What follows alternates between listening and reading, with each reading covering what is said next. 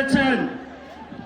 উনি স্পষ্ট বার্তা দিয়েছেন জাতির উদ্দেশ্যে, পিছনে আসেন, জাতির উদ্দেশ্যে স্পষ্ট বক্তব্য দিয়েছেন বাংলাদেশের ঘরে ঘরে গ্যাস দিতে হবে, বিদ্যুৎ দিতে হবে, তাহলে তারেক রহমান যদি না দিতে পারে উনি ক্ষমতায় থাকতে পারবেন না।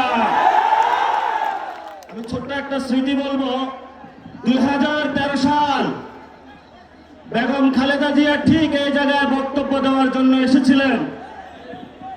আমিও এখানে এসেছিলাম, আপনাদের কাতারে ছিলাম।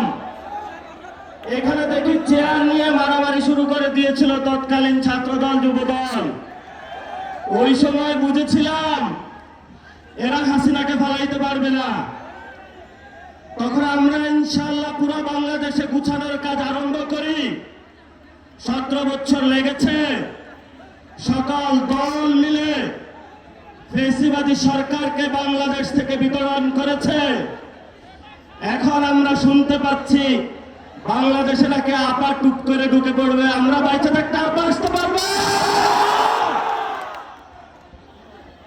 বাংলাদেশে যারা তরুণ প্রজন্ম রয়েছে, আপনারা সবাই ঐক্যবদ্ধ হন, বাসায় বাসায় যান। যে জায়গায় গ্যাস নাই